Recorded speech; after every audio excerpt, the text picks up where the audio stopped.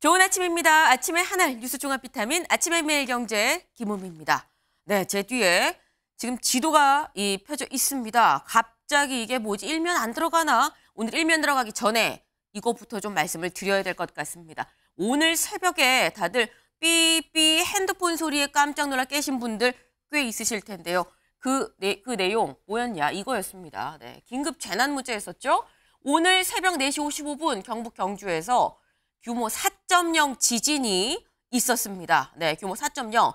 창문이 흔들리는 정도, 그러니까 가만히 있어도 흔들리는 감지할 수 있을 정도가 한 규모 4.0이다라고 보시면 될 것 같은데 이 지진 경주에서 있었습니다만 떨어진 높이는 울산에서도 지진 난 것 같아요. 유감 신고가 40건이 접수가 됐습니다. 울산뿐 아니고요. 더 밑에 있는 부산에서도 지진 난 것 같습니다라는 신고가 7건이 들어왔다라는 겁니다. 근데 지진이 나면 가장 먼저 떠오르는 거 원전 괜찮나? 라는 생각 먼저 들죠. 원전. 일단 현재까지 전국의 모든 원전 이상 없이 안전하게 좀 작동을 하고 있다고 하니까요. 그 부분에 대해서는 좀 염려를 거두셔도 될 것 같습니다. 이제 본격적으로 일면 들어가 보겠습니다. 매일경제 같이 볼까요? 네, 오늘 매일경제 일면 윤 엑스포 완패 전부 재부족. 윤 대통령 어제 긴급 기자회견을 열었습니다. 그리고 엑스포 관련해서 완패한 것 전부 재부족 때문입니다. 라고 얘기했습니다. 2,600자 정도 원고를 갖고 재부족입니다. 라는 얘기를 3번 반복을 했죠. 그만큼 윤 대통령도 이번 사안 국민한테 큰 실망을 드려서 좀 죄송하다라는 생각을 갖고 긴급 기자회견을 연 거 아니겠느냐라는 해석이 좀 같이 나오고 있습니다. 그런데 다음 기사도 같이 이어서 보겠습니다. 경향입니다. 판세 오판한 정부, 정보 외교력의 실패다. 네, 윤 대통령 긴급 기자회견을 열고 제 잘못입니다. 제 부덕의 소치입니다라고 얘기를 했습니다만 하지만 이 판단은 또 이 객관적으로 해야 된다. 판세를 오판한 거 아니겠느냐. 그렇다면 정보 외교력이 실패라고 볼 수 있다라는 비판도 같이 나오고 있습니다. 다음 기사 볼까요? 네. 다음은 조선일보입니다. 정책실의 부활, 실장의 이관섭. 네. 지금 보면 오늘 대통령실이 3실 5수석 체제로 바뀔 예정입니다. 네. 현재는 2실 6수석이죠. 그런데 3실 5수석. 그럼 실이 하나 늘어났는데 그게 뭐냐? 정책실이 부활한다는 겁니다. 그리고 실장에는 이관섭, 네, 이 이관섭 수석이 이 정책실장으로 올라가고 이관섭 수석이 빠진 그 자리 채우지 않고 5수석 체제로 그대로 간다라는 겁니다. 그런데 여길 좀 볼까요?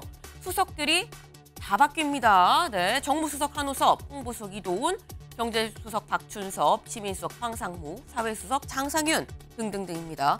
그런데 이 5명의 수석들, 지금 한호섭, 이도훈 기존에 있었던 사람이 자리가 바뀐 거라고 볼 수 있습니다만 다른 이 3명은 다 이제 새롭게 들어오는 이 새 물인 거죠. 완전히 새로운 체제로 좀 갈 것 같다라는 이 소식이었습니다. 다음 기사 보겠습니다. 국민일보입니다. 문 청와대 울산시장 선거 개입. 쌍따옴표가 붙었죠. 울산시장 선거 개입 의혹에 대한 법원의 판단이 어제 나왔습니다. 이 쌍따옴표 법원이 이렇게 판단을 했다라는 얘기인 거겠죠. 송초로 위에 하명 수사를 했다라고 법원이 판단을 했다라는 거. 송, 황운하 징역 3년, 백원우 2년.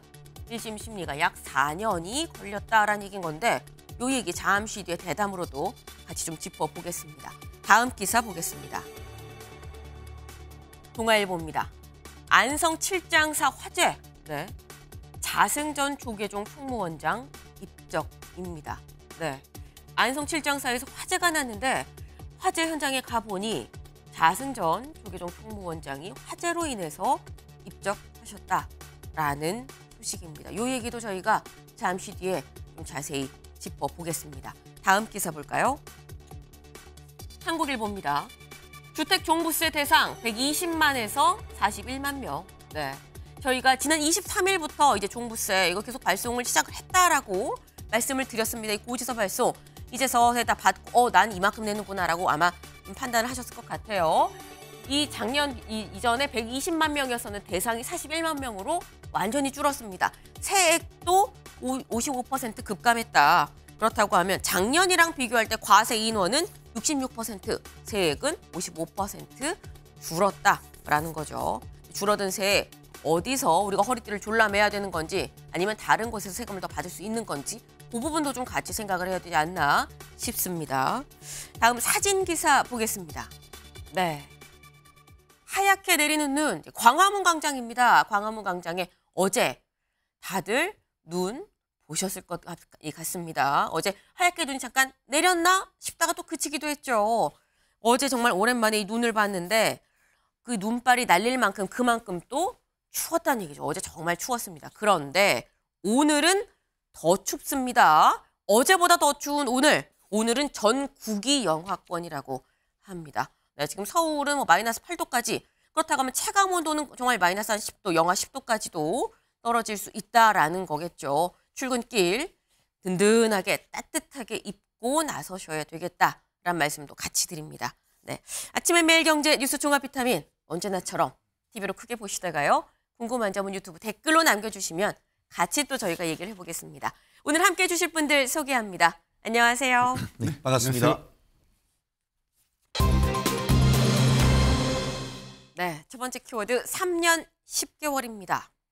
기사 같이 볼까요? 울산시장 선거 개입, 송철호, 황운하 징역 3년, 백원우 2년입니다. 네, 울산시장 선거 개입 의혹이 있었습니다. 이게 무슨 얘기냐? 문재인 정부 때 울산시장 선거를 했는데 그때 청와대에서 이 울산시장 선거에 개입한 거 아니냐라는 의혹이었었죠. 관련해서 기소가 됐고 그 첫 번째 1심 판단이 어제 나왔습니다. 나왔는데 지금 보시는 것처럼 여기 좀 볼까요? 송철호 전 울산시장 징역 3년입니다. 송병기 당시 같이 했었던 이 경제부시장 징역 3년.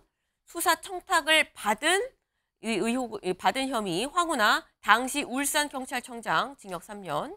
백원우 당시 이 민정비서관 수사 청탁을 한 혐의로 징역 2년. 그리고 당시 이 반부패 비서관 징역 1년의 집행유예 2년.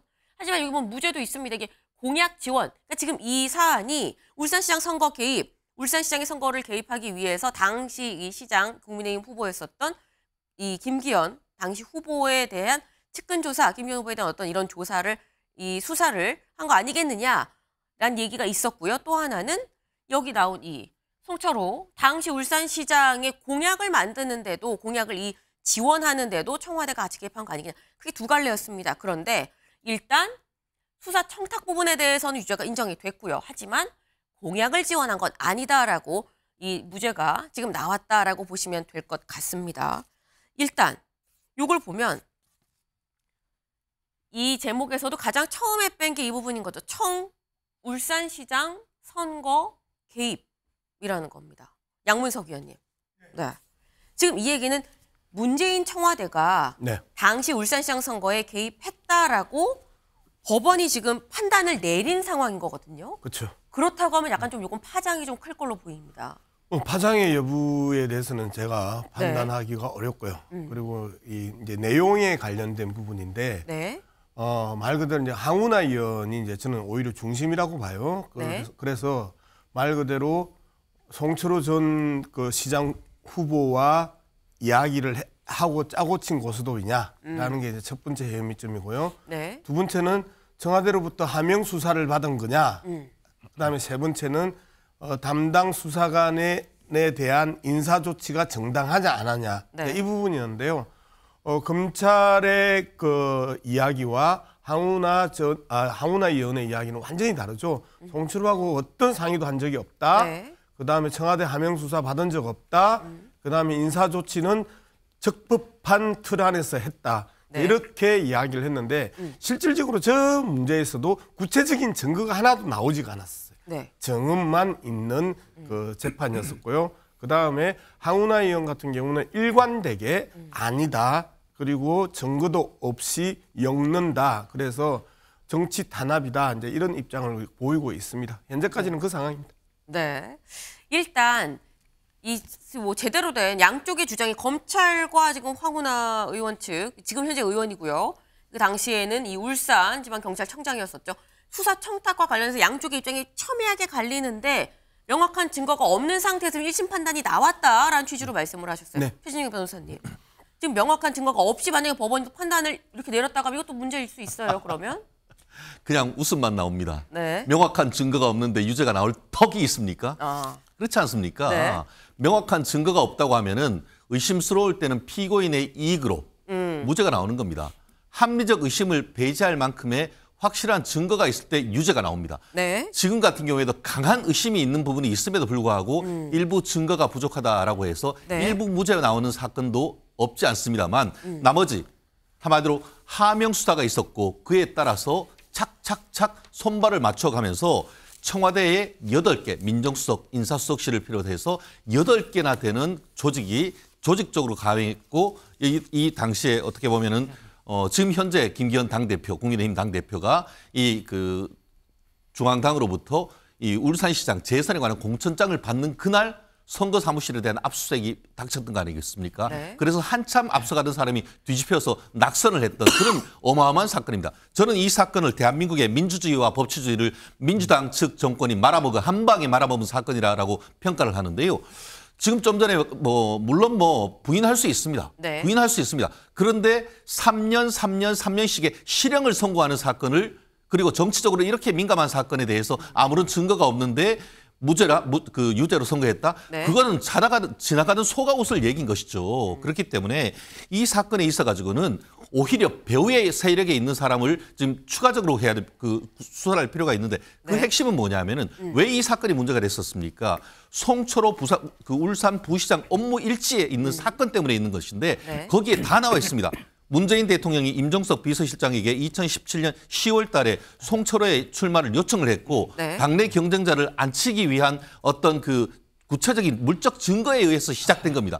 그 증거가 도대체 뭐죠? 그것 때문에 유죄가 나온 것 아니겠습니까? 알겠습니다.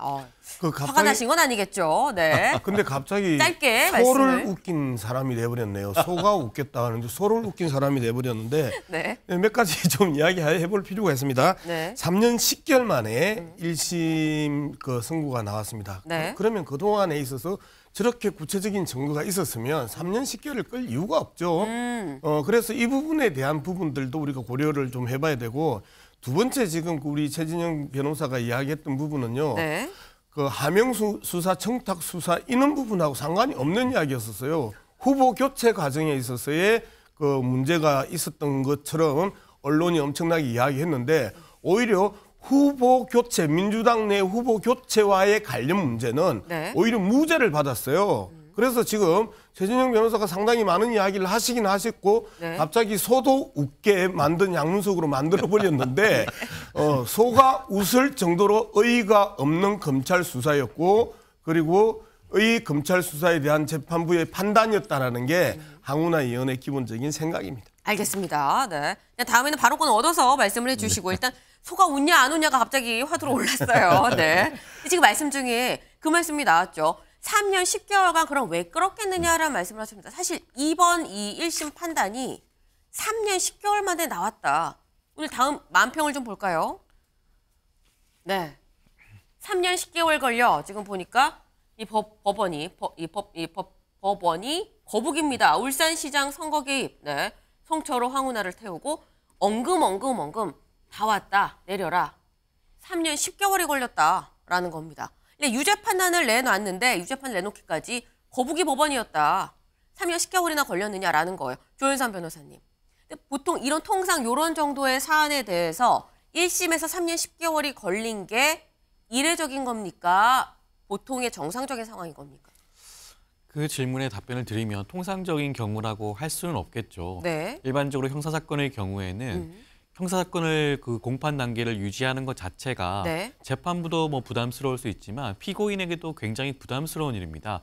유무죄가 빨리 확정이 되어야 되기 때문에 네. 그런 면에서는 물론 그 기간이 굉장히 좀 오래 걸린 것은 좀 이례적인 면이라고 할 수 있고 네. 법원의 판단도 우선 존중을 해야겠죠. 대통령 비서관과 수사기관이 특정인의 당선을 위해서 권력을 행사했다고 한다면 네. 물론 큰 문제가 아니라고 할 수 없겠죠. 그런데 이 부분을 한번 살펴봐야 될 것 같습니다. 지금 이 사건의 경우에는 그 당시 문재인 대통령과 그다음에 윤석열 당시 검찰총장 간의 갈등이 시작되었던 사건이라고 할 수 있죠. 네. 거기에 대한 첫 번째 사법부의 판단이라고 할 수 있는 점도 우리가 눈여겨봐야 될 부분이라고 할 수 있고요. 그리고 황운하 의원 같은 경우에는 적법한 수사 진행이었다고 주장을 하고 있고 어찌됐건 이 사건은 1심의 판단일 뿐이고 아직 항소심과 대법원의 판단이 남아있기 때문에 어느 한쪽이 어느 한쪽의 손을 들어주긴 너무 이른 감이 있지 않나 싶습니다. 그리고 또 하나 더 말씀을 드리고 싶은 부분이 있는 게 네. 지금 그 검찰 쪽에서는 임종석 비서실장이라든가 아니면 조국 장관에 대해서 수사를 뭐 재개할 것처럼 그런 말씀들을 하시는데 네. 이미 2021년에 불기소 결정이 났던 사안입니다. 그런데 이 사안에 대해서 국민의힘 쪽에서 항고를 했었나 봐요. 근데 이 항고가 아직까지도 결정이 나지 않고 있었나 봅니다. 네. 항고 결정 자체가 2년 넘게 지연되는 것도 굉장히 이례적인 일이거든요. 그 부분도 감안을 해서 물론 1심 법원은 비서관 선에서 모든 일이 이루어졌다라고 판단을 하셨습니다. 그렇다고 한다면 임종석 실장과 조국 장관에 대해서 수사를 확대하는 것은 그 자체로도 좀 이해할 수 없는 부분이라고 할 수 있죠. 최진영 변호사님. 저는 그 네. 거북이에 대한 모욕인 것 같습니다. 거북이에 대한 모욕이다 이 맘. 제가 그림을 그렸으면 달팽이로 그렸을 것 같습니다. 이거는 도대체 재판이에요, 뭐예요? 제가 아까 민주주의와 법치주의를 유린했다고 하는데 아까는 제가 민주주의 부분을 얘기했고 법치주의 부분을 얘기하지 않을 수가 없는 것인데 아시다시피 선거법 위반 사건 같은 경우에는 1심 6개월, 2심, 3심 각 3개월에서 1년이면 끝내야 되는 겁니다. 그런데 네. 지금 3년 10개월이 거의 4년이 다 돼가지고 송철호 전 시장 같은 경우에는 전 시장이 됐고 임기 다 채우고 지금 황운하 의원 같은 경우에는 이제 6개월, 5개월도 채 임기가 남지 않았지 않습니까? 지연된 정의가 아니다라는 얘기가 하듯이 이 1심 판결을 누가 처음에 만났죠? 우리법연구회 출신의 김모 부장판사가 맡아가지고 1년 반 동안 재판을 한 번도 안 했습니다. 쟁점 준비 기일만 했지. 그러고 본 재판 들어가려고 하니까 본인이 병가를 내가지고 그거를 사실 병가를 내도 원래는 그 대법원장이 받아들이질 않는데 그것도 그 병가를 받아들여 버렸단 말이에요. 네. 그러다가 지금 이게 보면은 달팽이 재판이 돼 버렸단 말이에요. 결국 이 사건은 진짜 문재인 대통령의 직위, 정말 내 소원이 8번 그 선거에 떨어진 송철호 친구가 이게 당선되는 게 어떻게 보면 본인의 소원이라고 했는데 그것을 밑에 있는 사람이 알아서 척척 손발 맞춰가지고 하명 수사했던 건 아니겠습니까? 그렇기 때문에 이 사건에 대해서는 민주주의와 법치주의를 유린했다는 사건이고 나아가 그 배후에 있는 사건까지 확실히 밝혀야 된다고밖에 볼 수 없는 사건이죠. 지금 거듭해서 지금 배후 얘기도 나오고 뭐 항고가 지금까지 살아 있느냐 뭐 이런 말씀도 나왔습니다. 지금 거북이에 대한 모욕이다. 달팽이를 그렸어야 되는 거 아니냐는 최진영 변호사님의 개인적인 의견도 또 같이 지금 등장을 했는데 오늘 소도 나오고 달팽이도 나오고 네 상당히 많은 동물들이 나오고 있습니다. 어쨌거나 지금 양쪽의 얘기가 굉장히 첨예하게 갈립니다. 그렇다고 하면 이번 사안의 당사자들 얘기를 저희가 좀 들어봐야겠죠. 그 목소리 들어보고 오겠습니다. 헌정사상 유례가 없는 헌법 파괴, 정치 테러에 대하여 일부나마 실체가 밝혀진 것에 대해서는 다행이라고 생각합니다. 그러나 다시는 이런 헌정 파괴 행위가 생기지 않도록 발본색원해야 될 일이 남아있는 과제입니다. 더 이상 늦기 전에 수사가 중단되었던 문재인 전 대통령을 비롯한 임종석, 조국 이런 사람들에 대한 수사가 재개되어야 할 것입니다.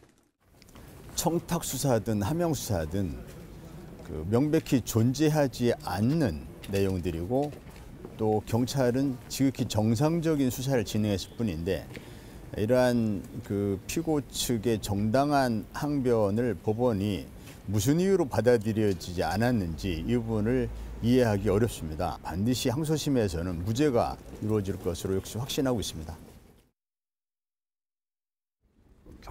울산경찰청장과 처음 만난 자리에서 특정인을 수사를 통해서 선거에 유리하도록 이렇게 모의했다는 것은 너무나 일방적인 주장만을 그대로 수용한 것이라고 생각합니다.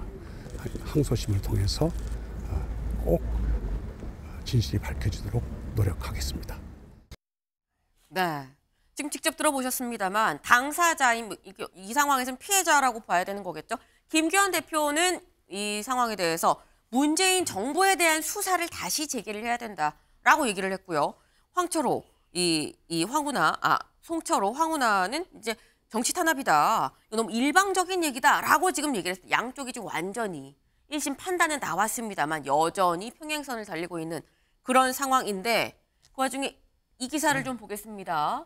윤석열 검찰총장 시절 수사 시작. 임종석 조국 추가 기소 여부 불씨. 네.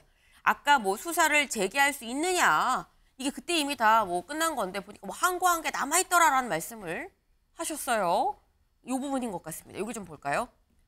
서울고검은 임종석 전 대통령 비서실장, 조 전 장관, 이광철 전 민정비서관에 대한 검찰의 불기소 처분이 적절했는지 살펴보고 있다. ING입니다. 현재 살펴보고 있는 중이에요. 서울고검 관계자는 1심 선고 결과와 공판에서 확보된 자료들을 종합적으로 검토해 판단할 예정이라고 말했다. 네. 그러니까 지금 현재 항고가 들어간 부분에 대해서 여전히 일단 손에 검찰이 쥐고 보고 있다라는 겁니다. 임종석 전 실장, 조국 전 장관 다시 이 부분 관련해서 추가 기소가 될 것이냐. 박진호 위원님 어떻게 보십니까? 일단 우리나라에서 이제 상권 분립이 있습니다. 입법, 사법, 행정. 네. 사법 내에서는 이제 법원과 검찰의 견제와 균형이 있는데요. 네. 우선 서울고검에서 저러한 입장을 내는 것 자체가 본인들이 행사해야 될 권한을 유보한다는 입장으로 보이고요. 국민들 입장에서 봤을 때는 이해가 안 되는 부분이죠. 통상 검찰과 이제 그 법원이 제대로 된 견제와 균형을 하기 위해서는 네. 뭐 상황에 따라서는 일단 법원의 판결을 볼 수도 있겠지만 이 사건 자체의 중대성 그리고 지금까지 충분한 시간이 확보됐다는 점에서 서울고검이 지금까지 그것에 대한 판결을 결정을 미루고 있다가 1심 판결 뭐 선고 결과와 공판에서 확보된 자료를 종합해서 네. 종합적으로 검토해 보겠다라는 것에 대해서는 좀 이해가 안 되는 부분이 많고요.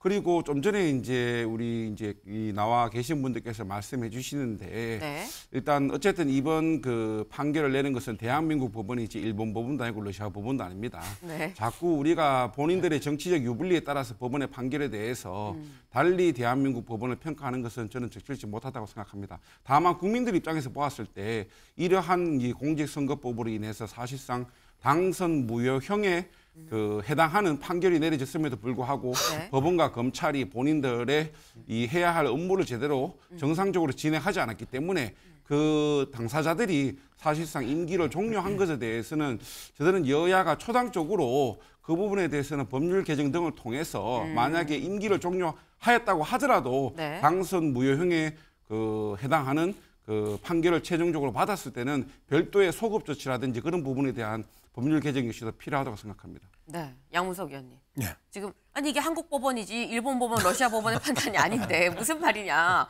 왜 정치 탄압이라고 하느냐라고 말씀하셨어요. 네. 네. 어쨌든 이 계속해서 우리가 이야기를 똑바로 들어야 되는데 자꾸 좀 삐딱하게 듣는 경향이 있는 것 같아요. 황운하 의원이 그렇게 이야기한다고 제가 이야기를 했지 제 이야기를 한 건 아니잖아요. 네. 그 부분에 대해서는 명확하게 좀 하실 필요가 있는 거고요. 그리고 실제 이제 1심 판결이 나온 부분에 대해서 일단 존중한다 그러나 항소하겠다. 지금 이런 이야기가 우리의 기본적인 관행 억구거든요. 그러면 현재 상황에 있어서 송철호 전 울산시장이나 그다음에 황운하 현 국회의원이나 본인들의 이야기들도 상당히 지금 설득력이 있단 말이에요. 한 번 처음 만난 사람이 저쪽 후보 좀 잡아달라. 그래서 수사해달라라고 모의한 게 가능했냐? 가능하냐? 상식적으로, 통상적으로 그게 가능하냐라고 지금 송철호 전 울산시장은 이야기하는 거잖아요. 송철호 울산시장의 쟁점은 바로 그 점이거든요. 만나자마자 이번 선거 나 좀 당선될 수 있도록 저쪽 후보 동생 압수수색 한번 해줘. 이렇게 이야기가 가능하냐는 거예요. 이 부분에 대해서 지금 이야기하는 것이고 황운하 의원 같은 경우에는 일관되게 3년 1개월 동안 했던 이야기입니다. 한 번도 말이 바뀐 적이 없었어요. 네. 그런 부분에 있어서 우리가 좀 쳐다봐야 되는 부분이 있다. 저는 그렇게 생각을 합니다. 네. 아니, 존중하지만 항소는 한다는 거 아니겠느냐. 삐딱하게 듣지 말자라고 말씀을 하셨습니다. 알겠습니다.